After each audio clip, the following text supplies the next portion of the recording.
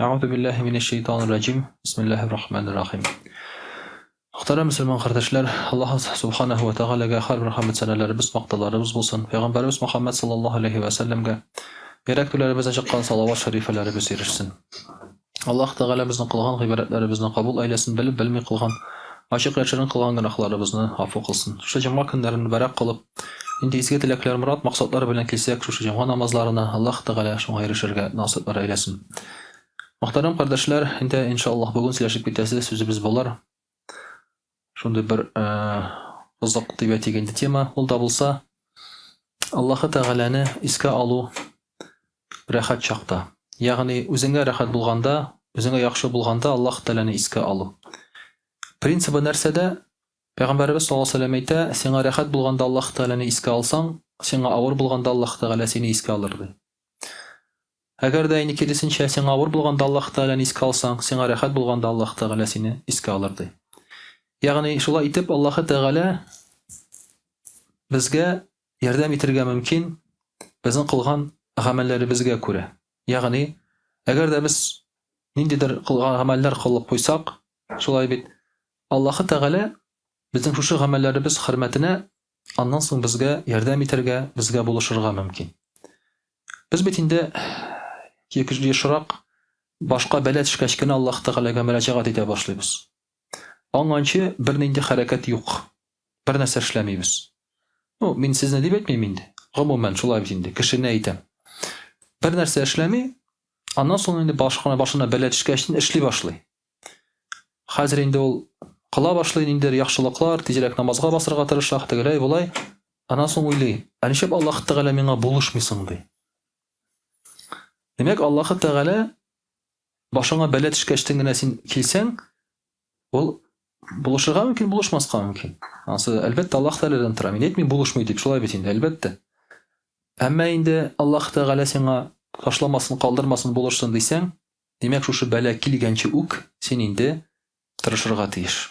İzgilikler kılırga, doğru yolda bulurga. Bela kelgende ondan soň Allah Teala özü sana buluşa yardım eder. Bu çırakны ko'ramiz biz Yunus aleyhisselam bilen. Siz bilesiz şulay bit Yunus peygamber Yunus aleyhisselam balık içinde ola, kit içinde. Anı kit yuta. Sebebi nersede ol indi karabilga otura. Şulay bit karabil bezgen vaqtda ştorm çıga. Şundan soň indi bir kişini taşlarga tiyiş bulalar suga. Ştorm bitsin dip. Davul bitsin dip. Nişliler şıbağa tartalar. Şıbağa haman Yunus aleyhisselam'a kelip çıga. Jrebi bulayını şıbağa. Kişiler ana taşlarga tilemeyler. Bu bit yaxşı izki kişi diler. Ayda taqın şıbağa tartık diler. Haman anga çıga. Şundan soň indi anı taşlaylar suga. Lekin ol suda batmay, ölmey şulay bit ştorm vaqtında anı balık yuta. Demek balık yutu bir qaraganda özü ebet bulanyň için. Isen qala. Lakin indi hazır ol balık içinde andan çıgarga kerek bit. İkinci problema şulay bit. Bir problema çeşile, ikinci problema kelip tuwa. Hem Allah Teala ondan soň andan da anı çıgara isen sağ şulay bit qıtıla. Bilesiz ol balık kit içinde bulgan mena şulaytır birinci kişi biz anı şulay dip bilebis. Qur'anda bu hikayeler kile. Bular barысы da biz moňa iman ketiremiz. Mena şu qıtqarunyň sebebin Allah Teala bulay dip aytdy. Bismillahirrahmanirrahim. فلولا أنه كان من المسبحين للبث في بطنه إلى يوم يبعثون. Eğer de ol tesbih kılıçlardan bulmasa, yani Allah Teala'nın maktavçılardan bulmasa, ol anda kıyamet gününe kadar kalır idi dey. Balık içinde de. Eğer de ol angançı demek, balık içine lekkençi, Allah Teala'ga tesbih kılmagan bulsa, dinde bulmasa, imanlı bulmasa, şolay bitanda izgi amel kılmasa, demek indi ol anda kıyamet gününe kadar kalır idi dey. Mena näşik kelip çıga. Allah Teala sana yardım ete boluşa, eğer de sen izgilikler kılsan, hem Allah Teala senin şu izgiliklerini unutmay. Dünyada da şulay. Dünyada da şulay. Mesela Ali bir kende bir apa söyle otura indi. Men de Sumda işledireyim di, Sovet çırında. Sumda işledireyim di. Sumda işlegaç Sovet çırında biz bilesiz indi. дефицит, туда-сюда, аның аркылы үтә. Минем жаңа киләләр, мин бик важный кеше идем ди. Минем жаңа киләләр, минем аркылы кирәк әйберләрне алалар. И Роберт Миңнуллин да киләдер минем янга ди. Сүзебез дога булып барсын шулай бит инде. Мөселман кешесе урын җәннәттә булсын, шагыйрь иде ул. Заны инде дини кеше буларак белмәсәк тә шулай бит, үзебезнең милләттәш буларак инде. Язучы сезне ишкәнегез бар инде. Ул да минем янга киләдер иде. Аның да шулай кирәк размер буенча ул миннән аяк кием алып китә иде ди. Кирәк размер, то есть аның гадәттә юк размерлар минем аркылы кирәген алып китәдер шулай ди. 90-нчы еллардан соң бөтен әйбер бар бит инде, сумның кирәге юк. Барасың да аласың шулай бит инде. Но минем хәзер ди эшем килеп төште ди. Роберт Миңнуллинга ул депутат хәзер, язучы гына түгел. Депутат, зур кеше шулай бит. Һәм аның янына килдем ди. Ул мине танып алып, "О, әйдә, рәхим итеп кертеп, шулай итеп, матур итеп, каршы алып, минем эшемне хәл итте ди." Ягъни кешеләр арасында да шулай. Элеккеге кылган изгелекләрең белән шулай бит. Сине кеше танып, белеп, сиңа аннан соң изгелек, яхшылык күрсәтә. Әле кай чагында шушы изгелекләр ул синең гына түгел, синең балаларыңа да төшә. Мәсәлән, бу бит фәлән кешенең малае, кызы дип, сиңа яхшылык эшлиләр, яхшылык күрсәтәләр, синең әтиәнең яхшы кеше иде дип. Бу инде нормаль җәмгыятьтә, мөхтәрәм кардәшләр, дөрес, элек кеше яхшылыкны исендә тота иде, хәзер кызганча каршы бу әйбер эшләмәскә мөмкин. Ягъни яхшылыкны кеше оныта. Рәхмәтле түгел кеше хәзер шулай бит. Бар, андый заманалар килде хәзер. Ләкин Аллаһы Тәгалә онытмый. Аллаһы Тәгалә кешенең кылган яхшылыгын онытмый. Шуңа күрә дә әгәр син туры юлда диндә икән, яхшылык кыласың икән, димәк инде Аллаһы Тәгалә авырлык килгән вакытта сине искә ала. Бу бәндәм бит минем яхшы кеше дип. Һәм сиңа Аллаһ Тәгалә инде ярдәм итә.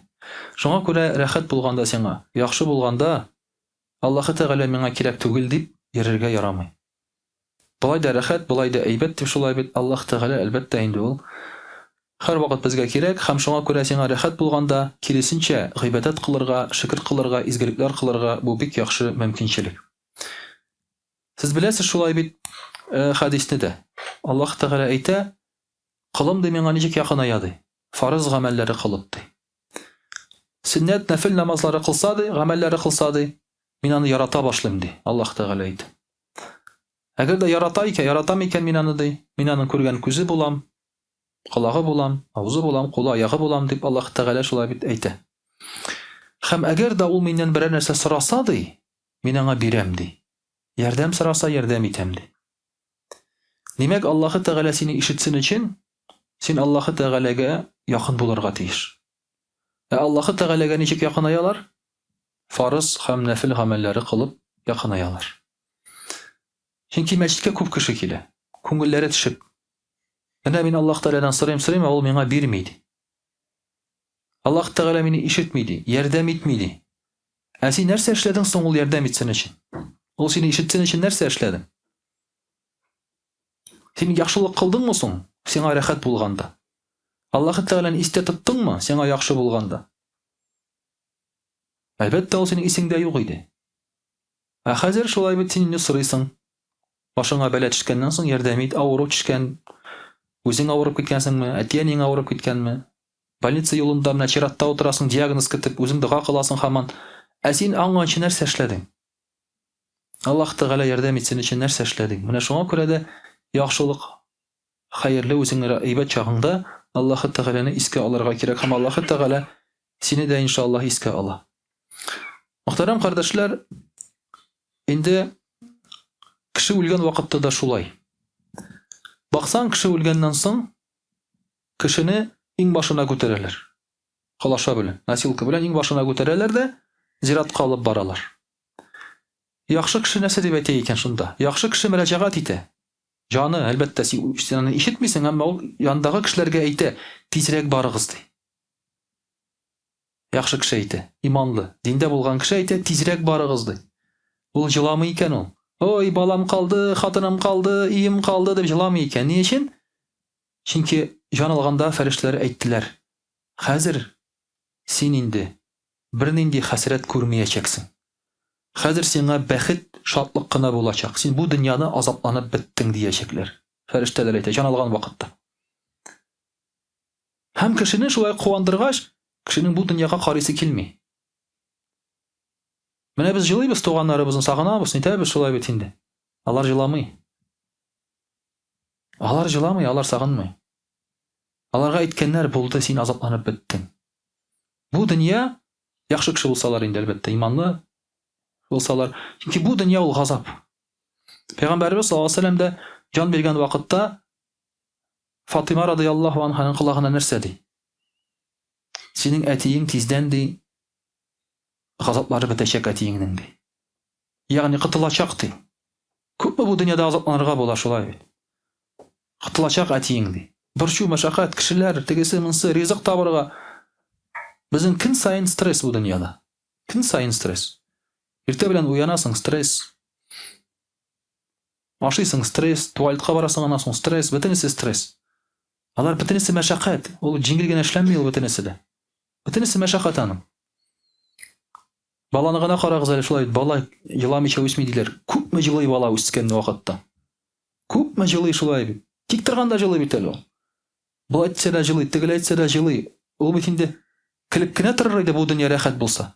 Җыламас иде. Менә шуңа күрә дә кеше бу дөньядан киткән вакытта тизрәк алып барыгыз мине ди. Кытылыйм ди, тизрәк ди. Кабергә керәм дә ди. Аллага шөкер ди, кытылам бу дөньядан ди. Начар кеше киресенчә әйтә. Туктагыз ди, кая алып барасыз сез мине ди. Кычкыра, ярдәм сорый. Кеше белән җиннәрдән кала, бөтенесе дә аны ишетә ди.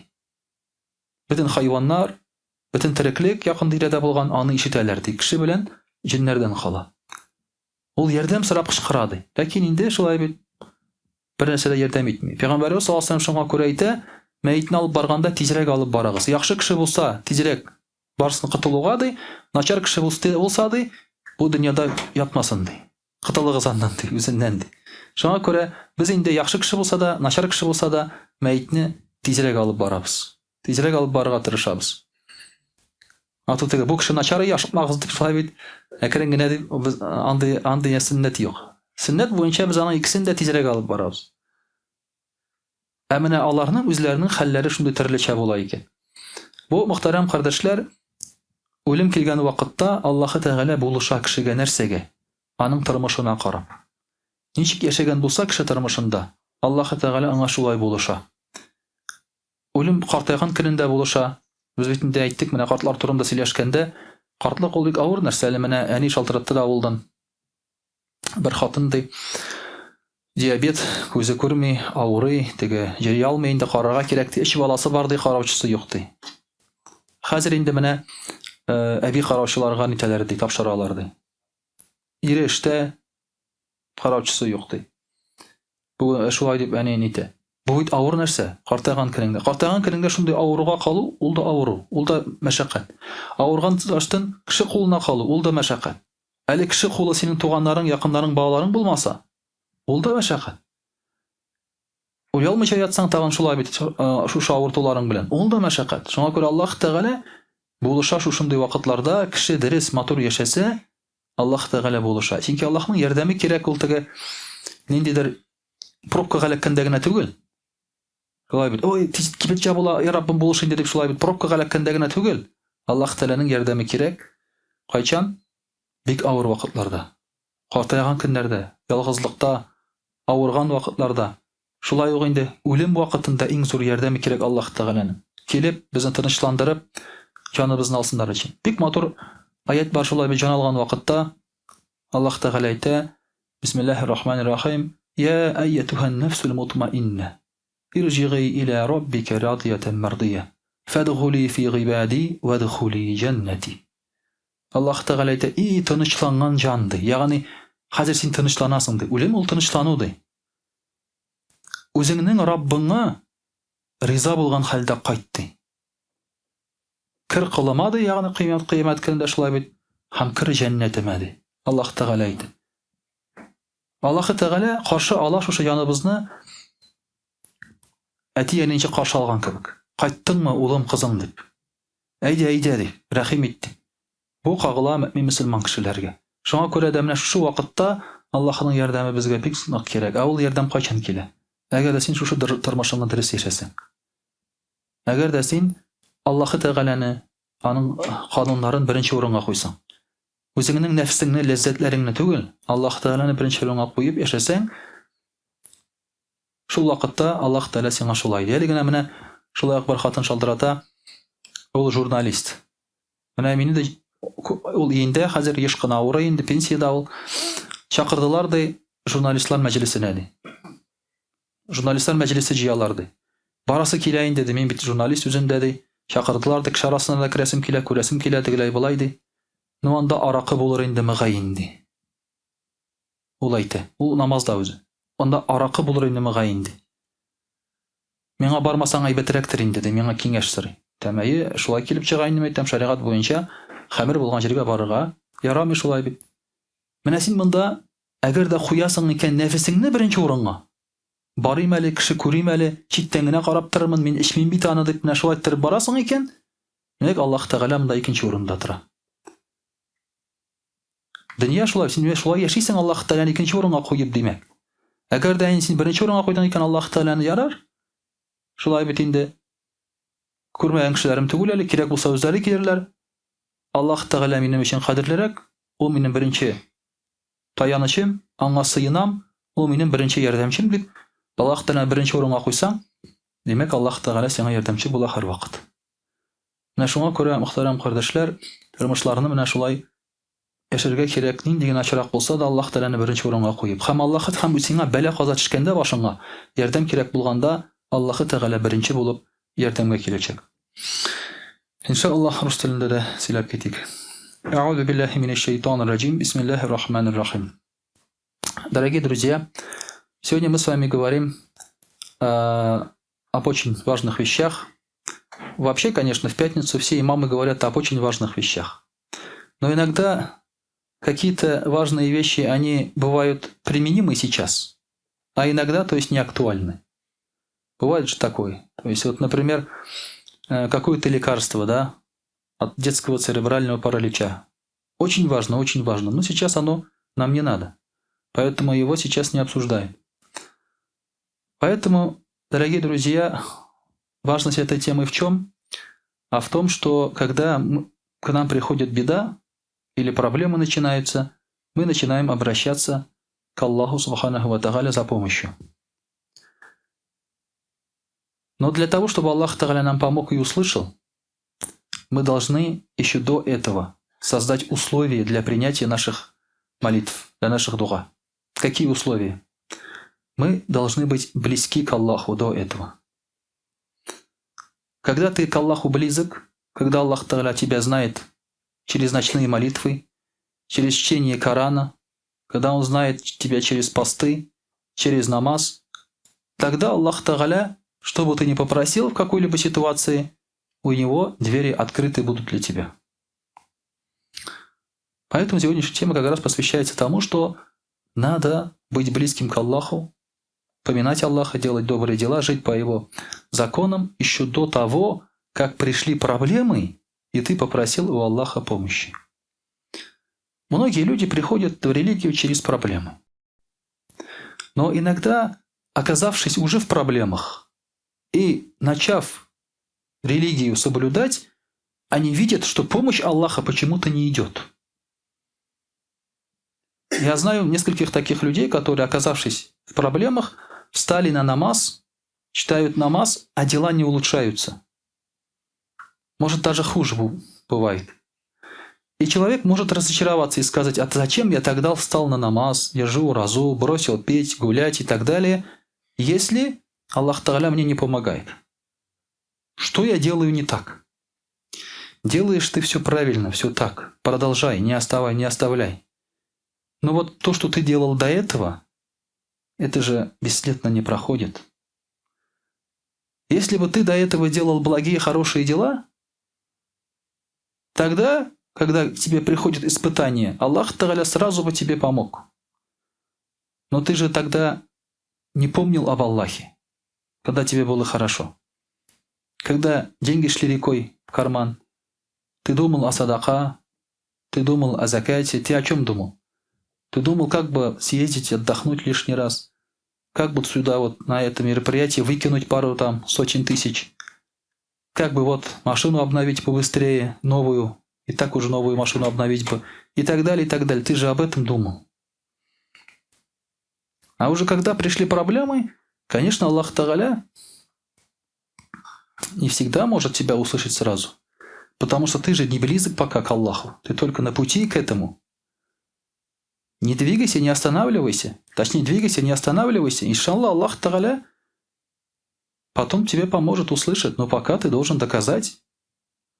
Поэтому, дорогие друзья, когда нам хорошо, мы особенно должны усердно делать благие дела и особенно усердно быть близки к Аллаху. Аллах Тааля в Коране говорит: Бисмиллахи рахмани рахим, «Я айюхаллазина аману аттакуллаха валь танзур нафсу ма каддамат лигад. Ваттакуллах, инна Аллаха хабирун бима та'амалун». Аллах Тааля говорит: о те, которые уверовали, пусть посмотрит душа, что она приготовила на завтра. То есть, если вы верующие, уверовали, думайте о будущем. Что вы подготовили на завтра, на будущее? А что ты можешь подготовить на будущее? То есть добрые дела, хорошие дела, покорность. Сегодня ты, если совершаешь это твой капитал на будущее. Это капитал на будущее в этом мире и в ахирате. Если ты, например, правильно прожил молодость, значит, скорее всего, иншаллах, у тебя будет хорошая старость. Они взаимосвязаны.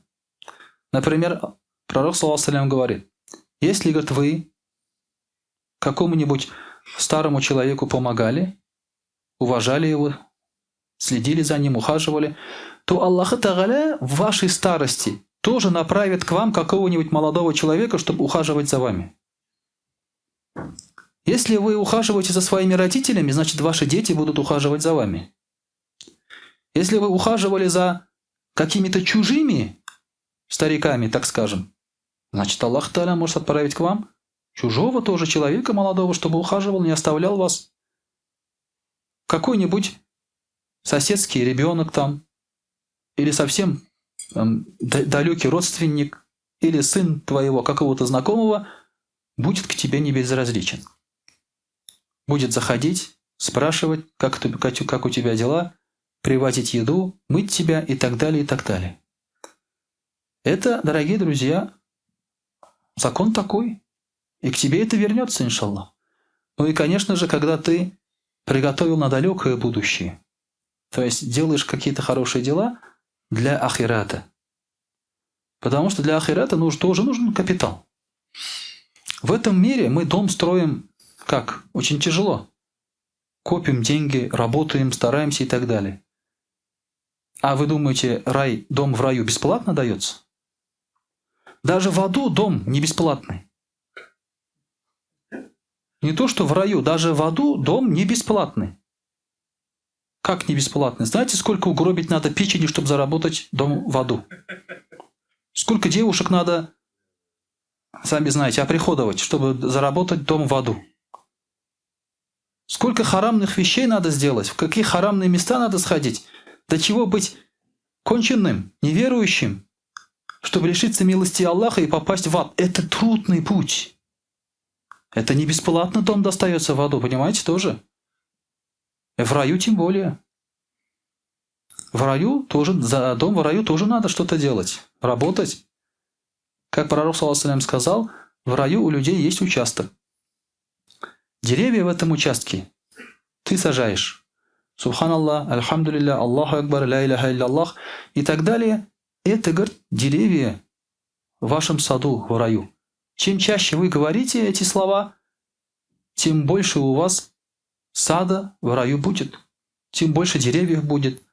Тем больше плодов у вас будет там. Тем больше красоты у вас будет. А так придете, голый участок, там уже все. Что вы там посадите? Вот сейчас мы должны сажать, стараться, работать. Поэтому это уже работа для далекого будущего.